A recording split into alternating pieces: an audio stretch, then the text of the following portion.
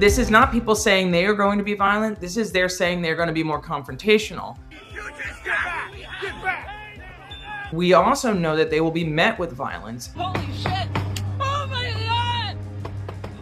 Oh! And they will be met with repression. This is evil what's happening here. It's torture. What they're doing is torture. You're gonna brutalize a priest. Which escalates everything.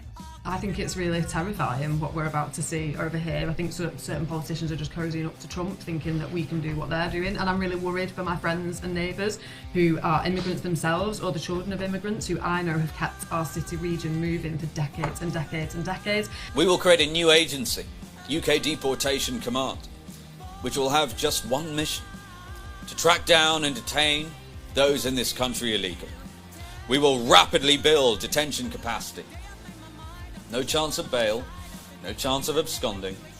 Detention will mean deportation. Send them back! Send them back! Send them back! Send them back! We've seen our membership double in the past few months. We are now way over 150,000 members and climbing every day. Gosh. We barely can keep up. And that just shows how people are hungry to have an alternative insurgent. Welcome back to Wicked Problems. I am Richard Delavan. We are back after a long absence, and I'm back with a slightly less out-of-control beard. Last week, the New York Times reported that the FBI has begun targeting climate activists as part of a broader effort to quash political opposition. Not people that broke in a window or thrown soup at a painting or even been at a protest for years. People at home who hadn't been near climate activism in years. This week here in the UK, a by-election is shaping up as a straight fight between two parties who represent radically different visions of the future for this country and beyond. Reform, which thinks the Trump administration's deportation agenda isn't ambitious enough, and the Green Party, whose membership has been growing at extraordinary speed. America, captured by a faction that did narrowly win an election, but is now historically unpopular, willing to kill its own citizens to establish dominance at the expense of people and climate. Britain, convulsed with Epstein scandals, arrests, and political crisis, facing a bellwether election this week with a choice some say is between a kind of green socialism and barbarism. Two guests will help us try to make sense of this moment, the stakes, and where we might be headed. Harriet Lamb, CEO of the Green Party of England and Wales, who I spoke to late last year as membership following the election of Zach Polanski in that party was exploding and continued to grow right until this moment. And this week, the votes are going to be counted in Gorton and Denton in that by-election. And win or lose, people will be looking to her and the leadership of her party and wondering, as they seem most eager to take on rather than appease reform and its attempts to bring Trump migration and climate policies to the UK, do they have what it takes to stop them? And first, Professor Dana R. Fisher comes back on Wicked Problems to talk about the targeting of climate activists as low-hanging fruit and whether that will backfire or help to advance the regime's attempts to quash dissent. And right, we are so delighted we could be joined again by Dr. Dana R. Fisher, Director of the Center for Environment, Community, and Equity at American University. Dr. Fisher, welcome back to the show. Thank you for having me back, Richard. It's been a lifetime. It hasn't actually In a minute, as the kids say. Yeah, I hear Tim Miller say that all the time now. I'm not sure how old you think he is, but anyway, there you go. But look, we're talking to you today on Friday, the 20th of February, after a long gap. Things have gotten so much better in the U.S. that we wanted to just kind of step in and, oh, wait, hold on. I've been informed that that's not true. The New York Times is reporting today, quoting you, about how attention on climate activists in the U.S. is now ratcheting up in the same way, in the context of a prison building program. Some people call them concentration camps, along with sweeps, the killing of American citizens on the street. We're doing no more than exercising their First Amendment rights in observing ICE protesters. So what's going on? What is going on? I mean, the thing that's interesting about it is we have, in a lot of ways, a perfect storm going on in the States right now. We have on the one hand, we have the occupation of U.S. cities, probably the worst example of that, or the worst example. Anyway, the worst example of it is Minneapolis, where 2 American citizens were murdered while they were observing and basically serving to bear witness of the way ICE agents and federal agents were taking people and not letting them have their rights on the streets of the city. So 2 people were murdered. In both cases, they were engaging in peaceful activism, barely even protest in some ways. But in both cases, they were using phones. In fact, Renee Good was driving away from doing that when she was murdered. So we have that going on. We also have the president a week ago got rid of the endangerment finding, which is basically the basis of all climate policy in the United States. At the same time, the Department of Justice and the FBI are starting to, or they're ratcheting up investigations into climate activists, which, as I say in the New York Times article, I think of them, I think that the reason that they're going after climate activists is because in a lot of ways they're low-hanging fruit in terms of targeting activists who do things that are unpopular. So people may ignore that for a while. Can we unpack that a little bit? Like, what makes them low-hanging fruit? I was intrigued by that quote in the piece. She didn't really contextualize it. She cut the rest of that whole part of the conversation. I mean, the reason I was thinking they were low-hanging fruit is that if the federal government is going to expand beyond people who are protesting federal agents in cities right now, and we're seeing that all over the country, but obviously the most extreme version of that is in Minneapolis. But at the same time, I mean, and actually one of the things that will be in my newsletter when it comes out, or should I not say it that way? Because let's talk about the newsletter. Let's give the newsletter. Give the shout out for the newsletter right away. Let's get the URL in there. So I just launched a podcast called the Apocalyptic Optimist Podcast, and to complement it, I now have a newsletter called the Apocalyptic Optimist. And the newsletter is a free newsletter. You can sign up for it on my website, danarfisher.com/apocalyptic-optimist. So you can sign up there for free. Or if you just go to danarfisher.com, right at the top, it says sign up for my newsletter. I wanted to talk about the low-hanging fruit. Okay. So here's says low-hanging. What we've seen is federal agents targeting peaceful, nonviolent protesters who are bearing witness, which is very much a tactic that has spread across the United States, as we've seen federal occupations of almost entirely cities in blue states, right? So that's been going on, and there is a push right now to limit what you legally are allowed to do when you're interacting with federal agents, so that some of the things that are embedded in our First Amendment rights may be stripped away. So there are efforts to do that. Simultaneously, we are now hearing that different agencies, the Department of Justice, the Federal Bureau of Investigation, have started digging into specific climate groups. And these are climate groups that are part of what I call the radical fringe, in that they engage in more confrontational activism than other parts of the climate movement. So they're not broadly targeting climate activists or the climate movement. Rather, it's those folks who have been doing things like throwing paint and smearing food and blocking traffic, and also bird dogging. I mean, climate defiance they are the epitome of the bird doggers of today. Right. 9 people were killed by ICE this month, and you're throwing me out while I'm reading their names? How fucking dare you!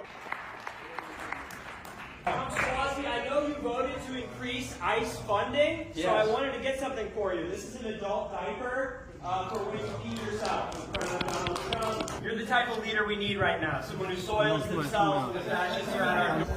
The top 1% emits more than the bottom 50% worldwide. Billionaires are the problem. Bill Gates is not a climate hero.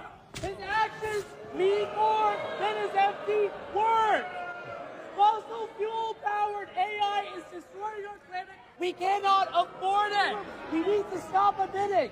Anything less is tantamount to planetary suicide.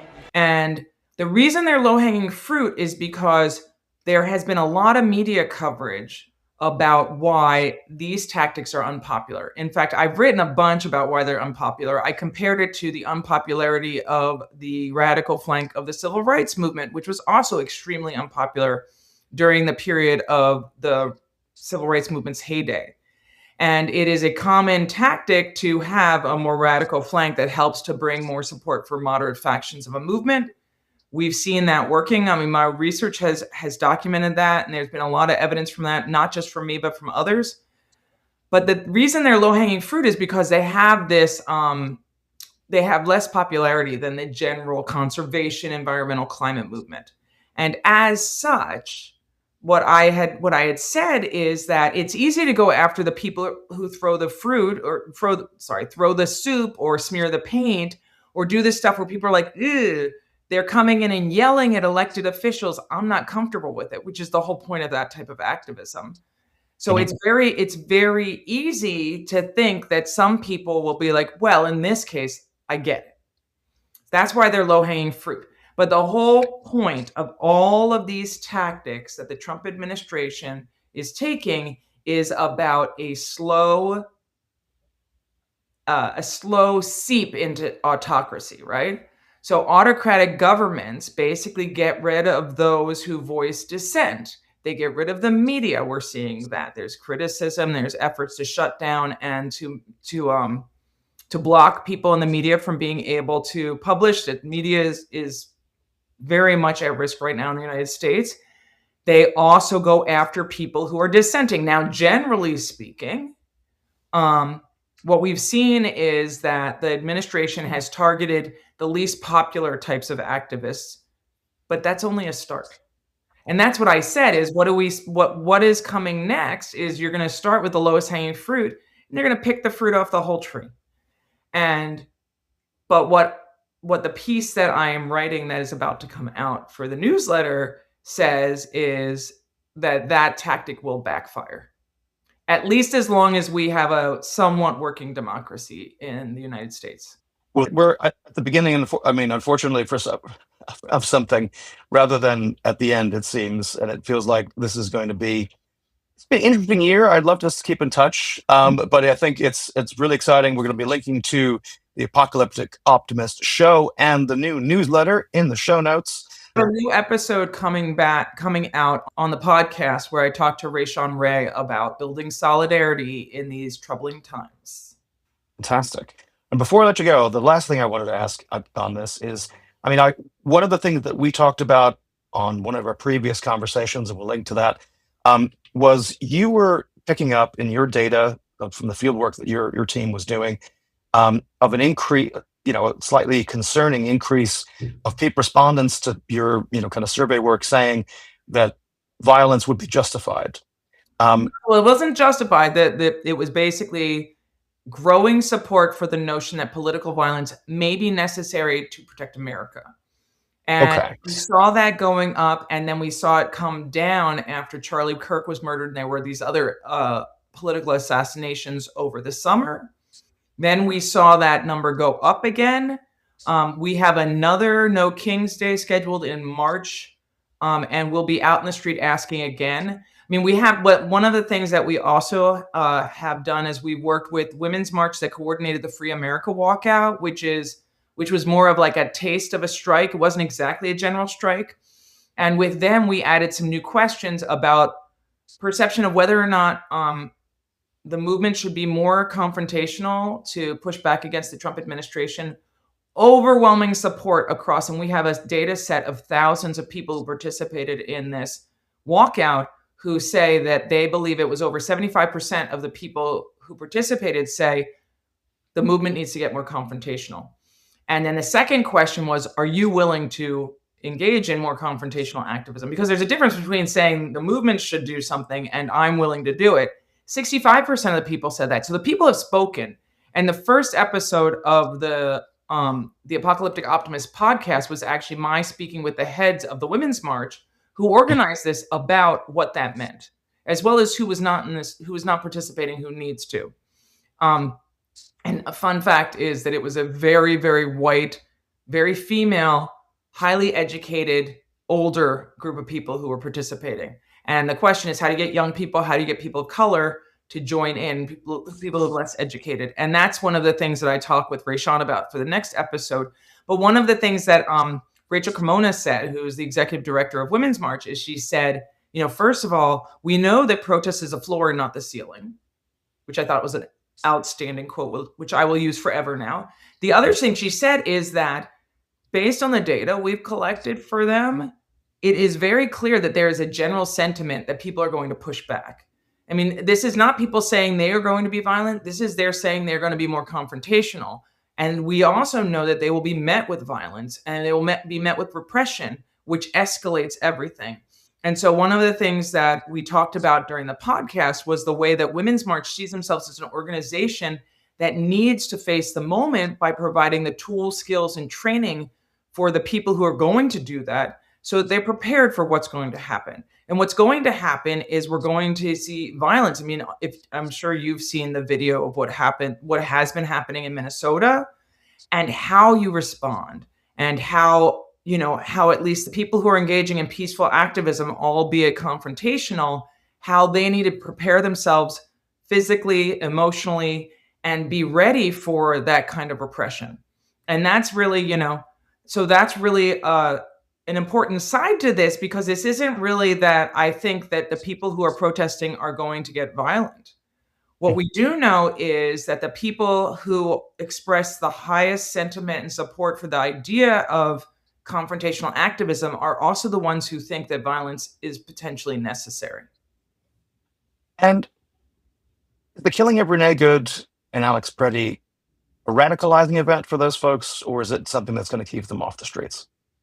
Oh, no, it's absolutely radicalizing. I mean, as I talk about in Saving Ourselves, there's a long history of violence against peaceful protesters and peaceful activists mobilizing the masses and turning out larger scale protests. It basically brings out all those sympathizers who were like, I agree, but I'm busy.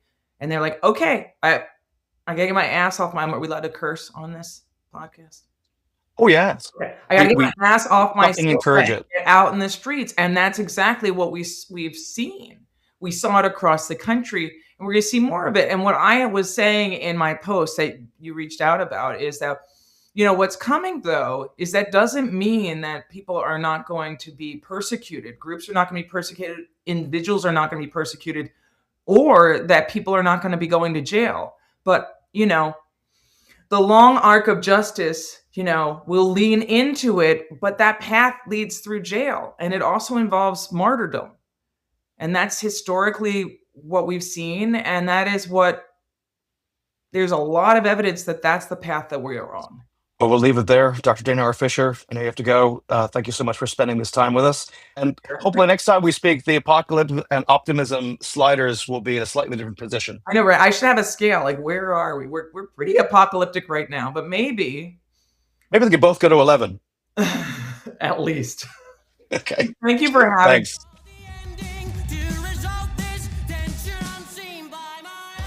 My thanks to Professor Fisher for coming back on the program. You can find links to her podcast, The Apocalyptic Optimist, as well as her website and her newsletter of the same name in the show notes. But her message is clear. When protest starts to be framed as extremism, the cycle that normally takes a long time to get to this point winds up accelerating.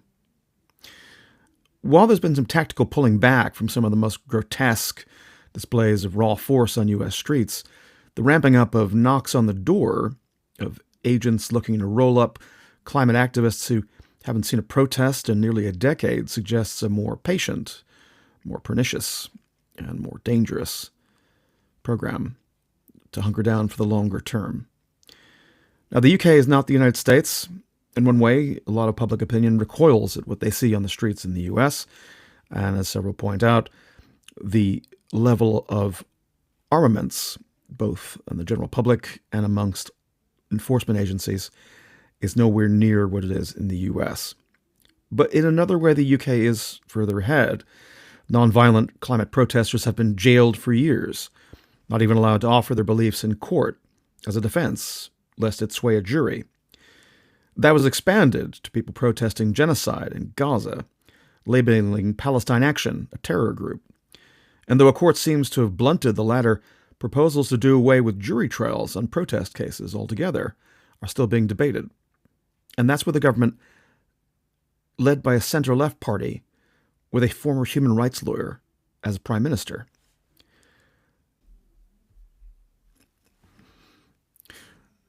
So this week, voters in the UK and Greater Manchester cast their votes in a by-election that seems to pit the two most clarifying sides of what seems to be happening across both sides of the Atlantic, in an electoral contest that seems poised to give some hints about how the future of politics in this country may go for years. On one side, reform, explicitly admiring the Trump administration's policies both on net zero, on climate, and on migration and detentions around that, as we heard at the top. Backed with dark offshore money, with street menaces, and all of that animated by a kind of creepy Christian nationalism that is unrecognizable to a lot of people of faith. On the other, the Green Party, whose membership has surged, as voters look for a political vehicle that treats climate, inequality, and migration not as threats to be weaponized, but as a reality that we need to figure out how to face without losing our humanity. So that's the tension.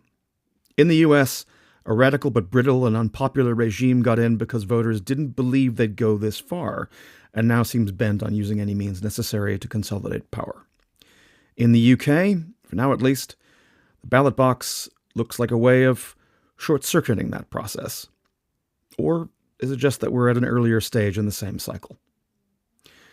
So to explore all that, I spoke with Harriet Lamb, CEO of the Green Party of England and Wales. Now, we spoke at the end of the last year, and though things looked like it could be headed this direction, we were speaking at a little more optimistic time when the rise in party membership for the Greens was the story, the enthusiasm on the back of the election of the new leader, Zach Polanski, as they were passing the Conservatives on their way to passing Labour in terms of members. But Reform has claimed its own membership gains in the meantime, growing in opinion polls as well, to at one point seemed poised to take power if a general election were held just then. So I was speaking to Harriet when the stakes were quite a bit lower, I suppose, and this was just the meteoric rise of a party, Cinderella story, previously had been a minority sport. Well, look at the single poll that we have of the Gorton and Denton constituency voting in this week's by-election. Green, Hannah Spencer, topping the poll. Reform's Matt Goodwin, 2 points beneath. And Labour, which has held the seat for a century, below that. With the governing Labour Party now consumed with the arrest of Peter Mandelson, disgraced former U.S. ambassador and a key Labour figure for 3 decades, linked to former Prince Andrew, also arrested, both accused of abusing their office to share confidential policy with the child sex trafficker Jeffrey Epstein. This moment could mark the beginning of an unprecedented period of political turmoil in Britain, and what happens after that is anyone's guess. Win or lose, as the votes are counted, people will be wondering if the well-funded demagogues of Reform seem poised to maybe even to take power, or is the plucky Green Party up to the task of leading the fight to stop them? You might want to listen to this conversation for clues about what you think might happen. Here's Harriet Lamb. Taking a break to talk about a little smaller, not quite as intense topic of, how to resist the populist destruction of democracy across the Western world.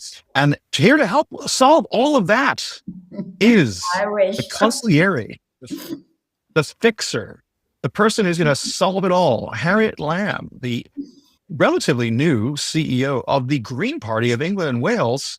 So excited you could join us. Thanks for coming, Harriet. Ah, what a treat to be here talking to you about, as you say, these small topics that we have on our plate. Let's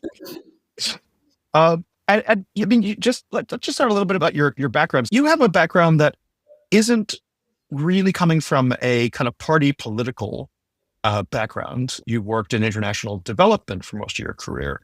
You've worked at Ashton, you worked at Fairtrade, centering on social and environmental justice. But what is that shift like to be, working in this kind of electoral politics, with the stakes being high enough that you guys are growing like crazy. It's not a terrible time to be CEO of an organization that's doing that.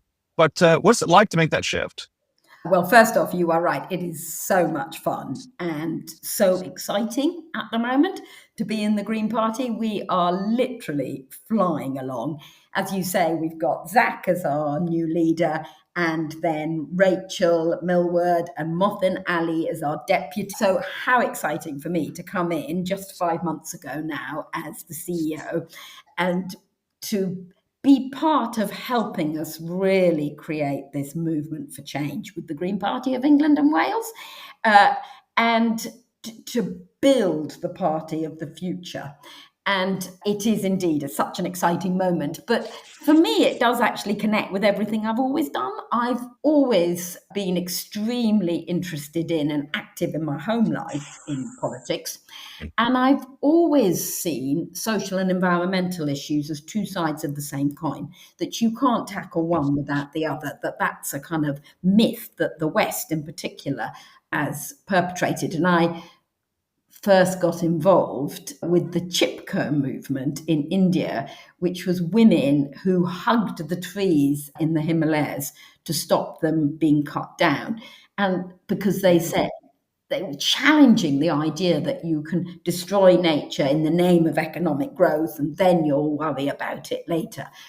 And it was from them I learned my politics about that social and environment must always go hand in hand, that we always need in creating political change to find those ways that everybody, that you and me can be involved, that we can live the change we want to see in the world.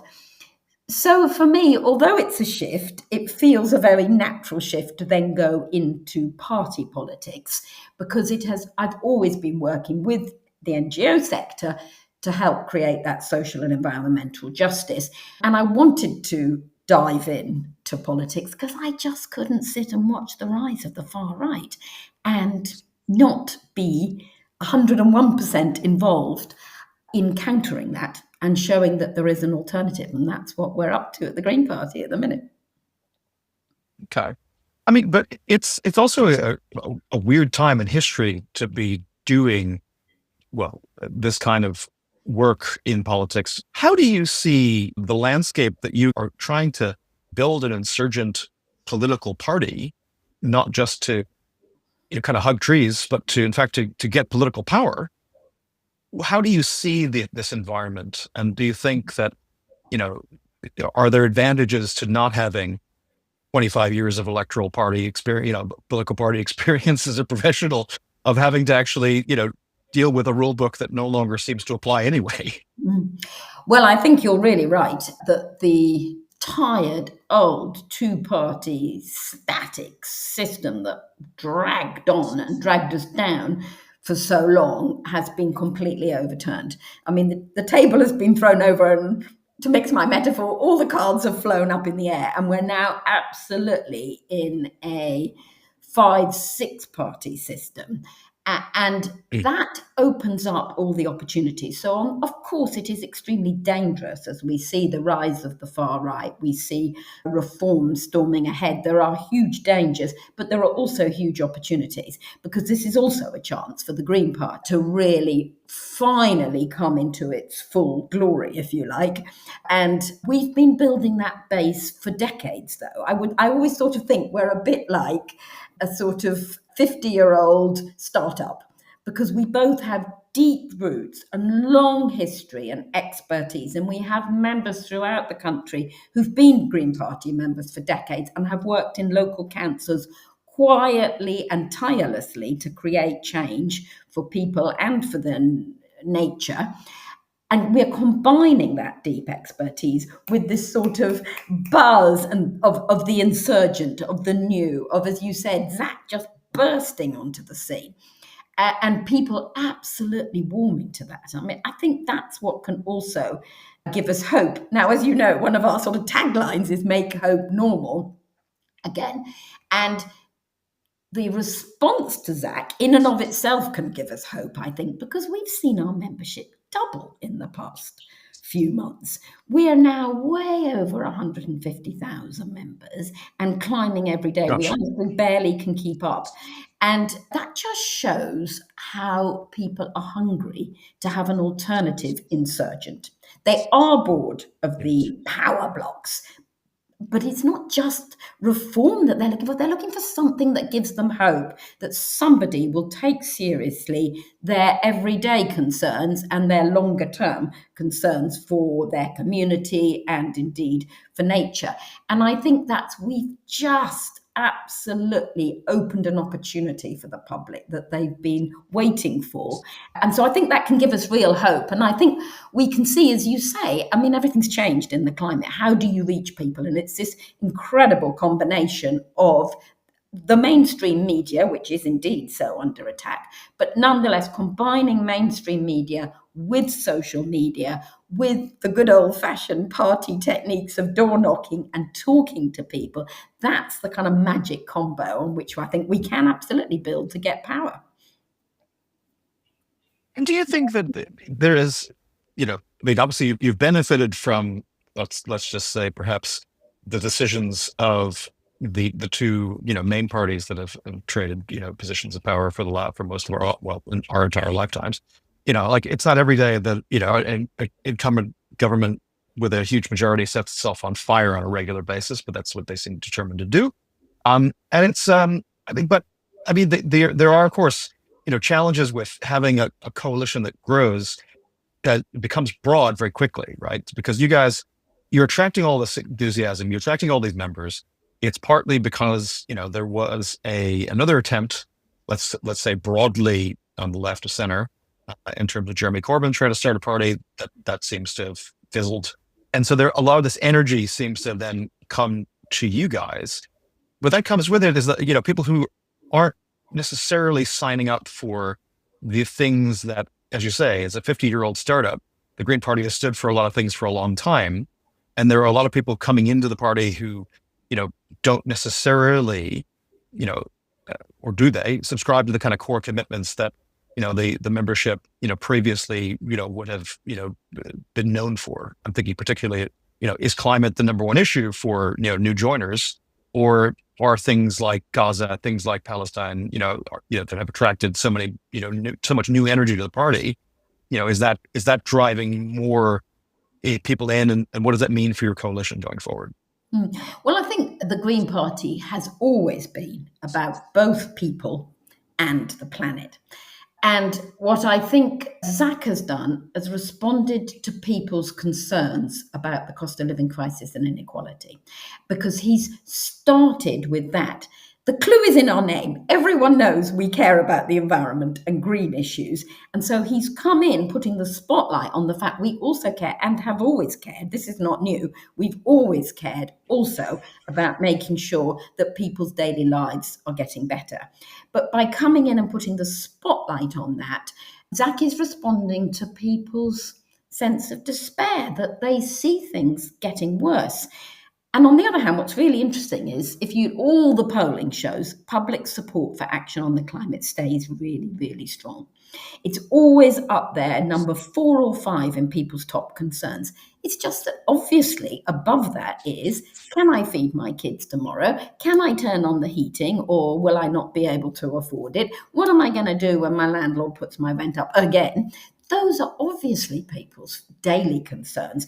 And so Zach is talking first on those, knowing that that responds to people's number one worries. And then, of course, people know that we will always care for nature and the environment and climate, that that's at the heart of everything we do. But people just didn't realise that the Green Party was also caring about social issues and putting the solution very clearly on the fact that we need to have more wealth taxes, for example. We need to address inequality if we're going to help tackle people's cost of living crisis. So I think that's what people are responding to. It has been very wonderful for all our local parties to suddenly find that their membership have doubled, that every time we book a room for a meeting, it's too small, and we have to cancel and go and find a bigger room, because time after time after time, our meetings, whether locally or this weekend, we had a conference in Wales, where, of course, we got big elections coming up in May. Same issue. We were turning people away. We were stowed out. People were standing room only. And then still more people wanted to come.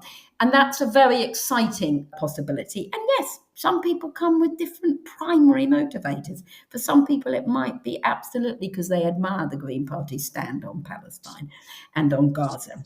And for other people, it might be about the climate crisis. And for other people, it might be the cost of living crisis. And some people have indeed come from Labour. We've got many people tearing up their membership card of the Labour Party in despair at what they're doing. And they are coming to join us. But so are people who've never been in a political party before, which is also exciting. So I think in any movement for change, in any political party, you have people for whom the primary motivations may be different, but who are united in a vision that we need to tackle both climate and social injustices in order to create that better world for people and for the planet. And you can be sure we have a queue of people wanting to join, and where often people are waiting for the right time. Are there limits to people that you would say yes to? I mean, if someone who was a reform counselor in Kent, where I am, comes to you and says, gosh, I've made a terrible mistake and I'd like to join the winning team, what would you say? I think we'd be surprised, let's be frank, Richard. I think the day that happens, I want to come back on the programme and discuss it with you. And absolutely, we have a due diligence process. And we have to be 100% sure that people completely do sign up to our values and our principles at the Green Party, and that they don't have any dodgy skeletons in the cupboard. So, of course, we do have a process for people like that who are in positions of power. I have to say there are also some voters who can switch from Reform to the Green Party, which is often very surprising for people. But I think they're a group of people who are just looking for change. They're looking to the insurgents. And there are, we believe in things like nationalisation, which some Reform voters have a sort of quite left-wing perspective. They've come from a left-wing background, and it's in despair they've gone off to Reform. And so there is some of ordinary voters switching. But I think to go to councillors, or I hope in the future MPs, we absolutely have a very rigorous due diligence process. But our door is always open, and we're drinking a lot of coffee with a lot of people at the minute. It's probably very bad. I'm sure as long as it's fair trade coffee, you're fine. And organic. And organic, exactly. I was in Westminster last night. I'm surprised I didn't see some people lurking in corners, kind of having chats with MPs, trying to get them to make the move. I mean, I saw a half joking on Blue Sky. Someone suggesting that if there is a by-election, a seat opens up sometime soon, that you might see Zach standing, and possibly Andy Burnham standing in the same seat, and that probably Zach would win. But is that a thing? Is that something that Zach, I suppose, has the benefit of not sitting in the Commons at the moment? But if a seat does open up, I mean, is there any plan to get him to run for it? Oh, well, obviously, at the minute, we're running a comprehensive national programme called Path to Parliament. And in just 2 weeks' time, again, we're completely oversubscribed, with people coming to a weekend conference to sort of discuss what does it take to be an MP. And we're really starting now, we're starting early to see who could be our MPs of the future, and making sure that we're really representative of the whole country.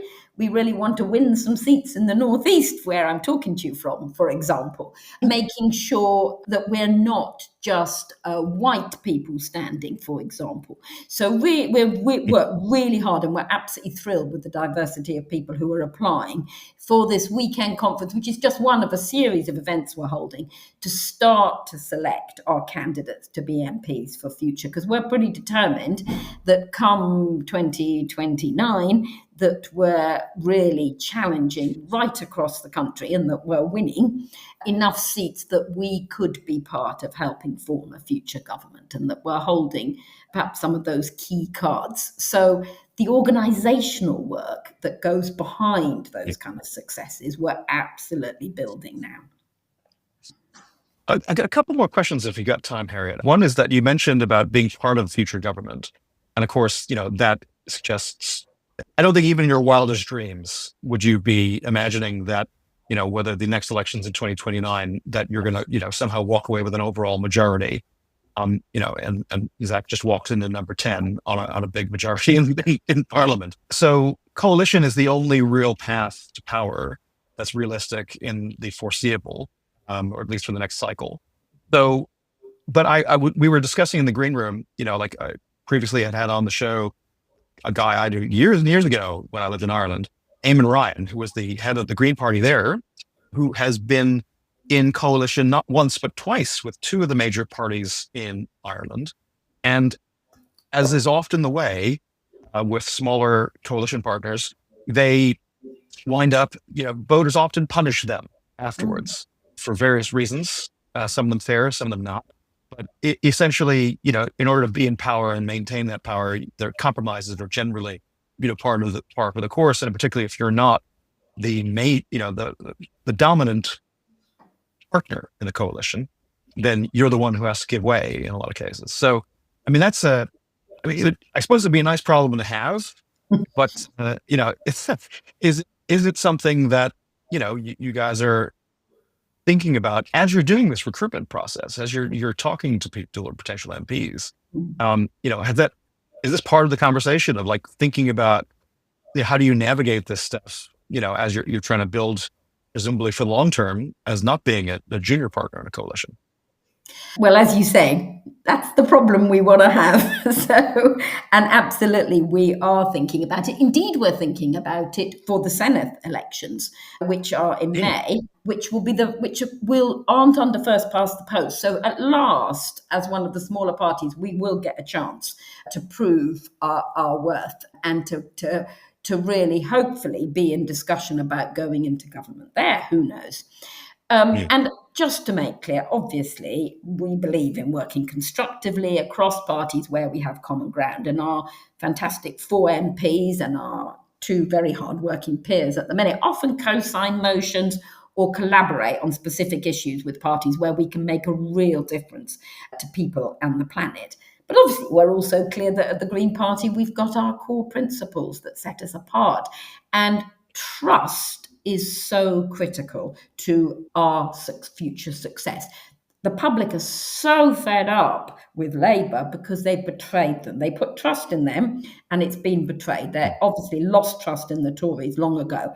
And the reason they're coming over to Greens is trust. And so that is, in any discussions about cooperation, absolutely critical that we approach with real care and integrity, because we must, above all else, maintain the public's trust in us that we will do what we said we would.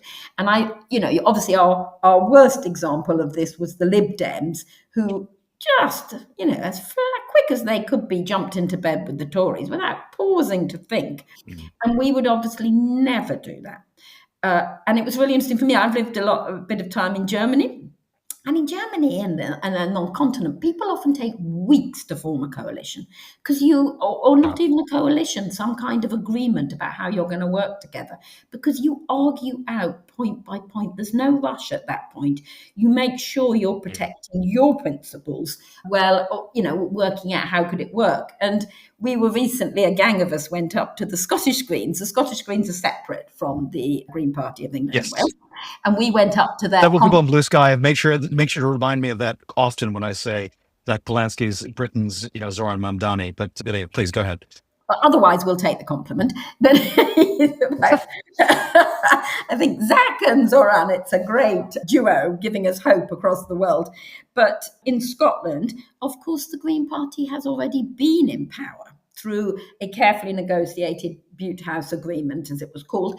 And under that arrangement, they managed to make incredible progress on things like renters' rights, for example, or on addressing the climate. And it was incredibly inspiring to talk to the Scottish Greens about how that worked. And I think we can learn a lot from that about how we then could be part of a future government, making an absolute difference and standing true to our principles, well, perhaps not being the majority party. Although I have to tell you, Richard, Zach was on The Last Leg, a comedy programme on Channel 4 this weekend, which is filmed just standing outside Number 10, and I thought he looked quite at home. Who would you cast to play climate change in a movie? have Nigel Farage. He's full of hot air anyway. Okay.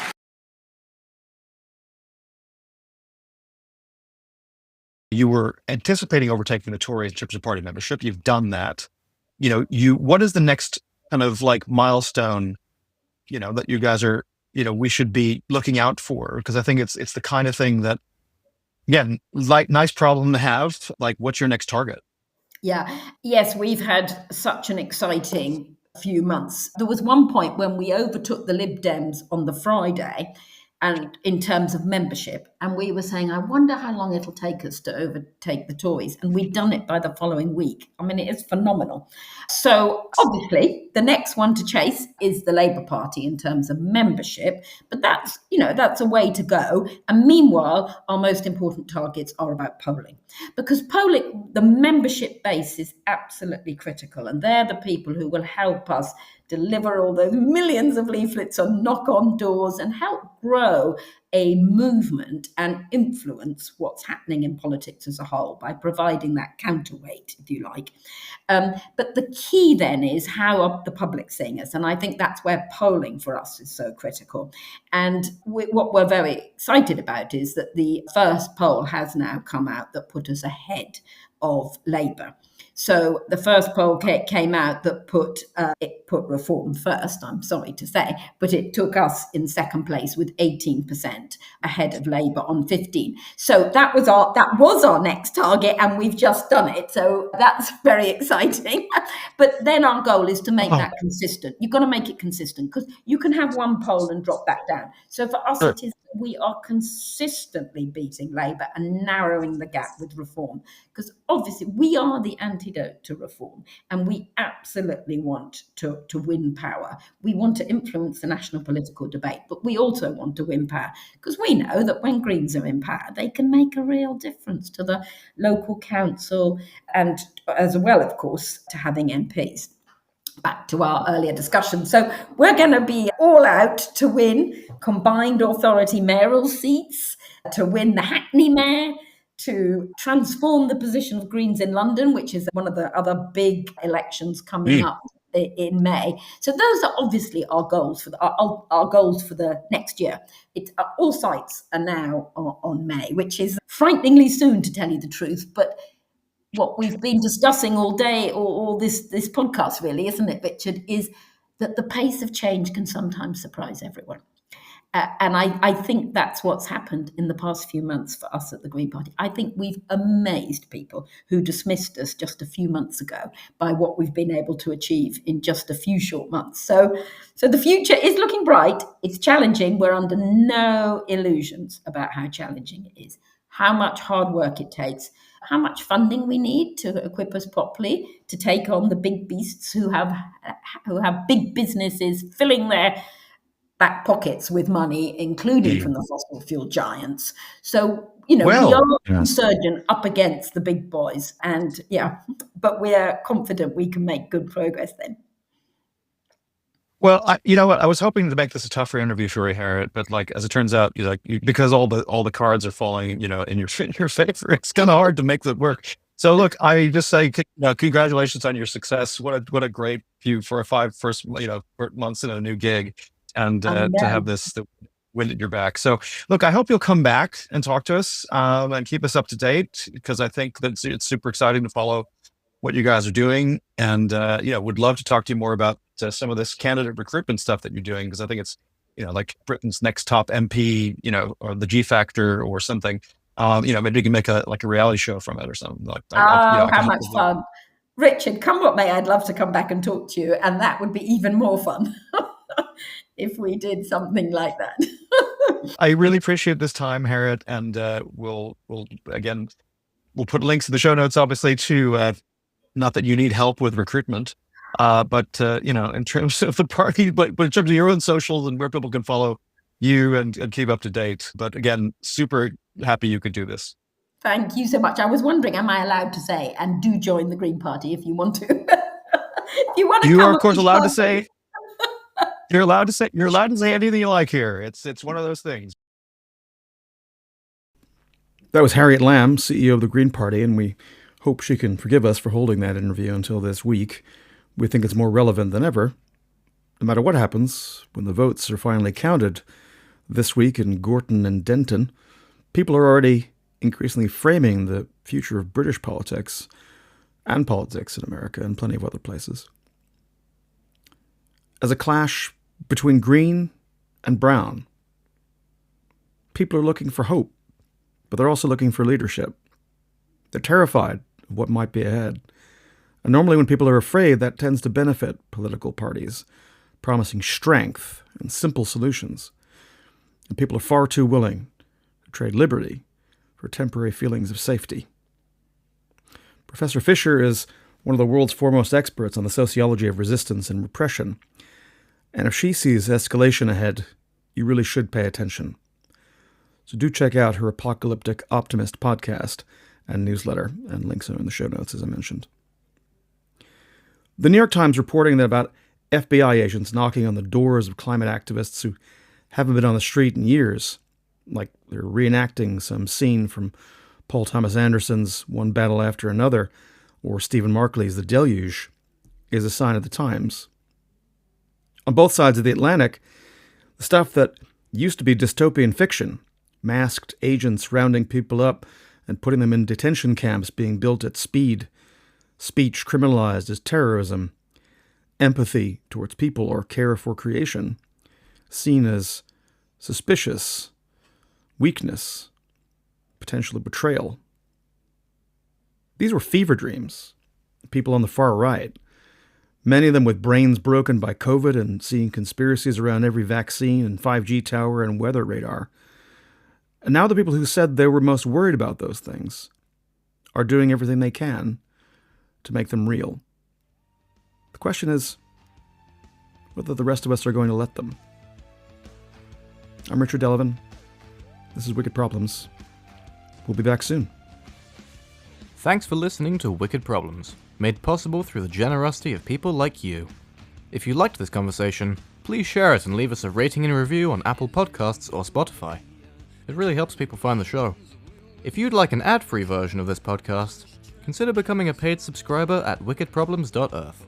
You'll also get our newsletter, all our show notes, member-only goodies, and you'll be supporting media that wants to tell the stories at the frontier of climate tech, the place where people and politics, technology and capital meet and shape the future. And whether it's one you'd want to live in. Wicked Problems is written and edited by Richard Delavan.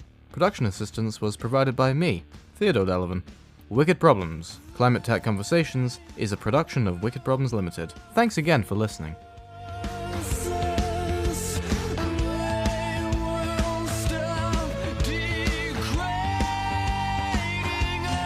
So, one last thing for the true fans. Been off air for like 3 months. Not gonna lie. Been a bit overwhelmed. So I want to thank people who took the time to check in. Been a long time, Bob. Bill. Well, I thought you was, I thought that you were dead. I see you shaved your chin whiskers off. I was tasting the soup 2 hours after I ate it. Well, actually, what I heard was that you fell off your horse, drunk, of course, and that you broke your bloody neck. I heard that one myself, Bob. Hell, I even thought I was dead. Till I found out it was just that I was in Nebraska. So reports of my death were greatly exaggerated, or at least exaggerated, although I wasn't in Nebraska. Just felt that way. So I've taken the last 3 months to listen, to process what I'm seeing, what I'm hearing, and I haven't asked for your time or attention for a while as a result. I wasn't sure if I had much to add. There was a guy called Francis de Sales a long time ago who once said, "Always speak the truth, but remember you don't always have to speak." But I think the time to speak has come for all of us.